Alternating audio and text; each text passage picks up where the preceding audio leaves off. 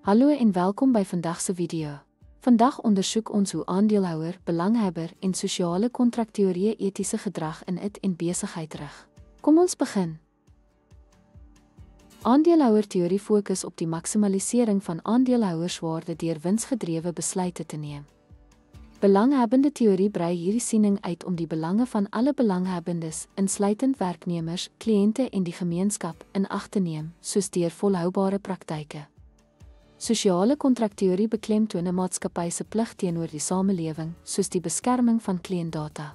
Teorieë lei etiese besluite en balanseer wins met verantwoordelike tegnologie gebruik. Dankie dat jy ons video oor etiese teorieë in dit gekyk het.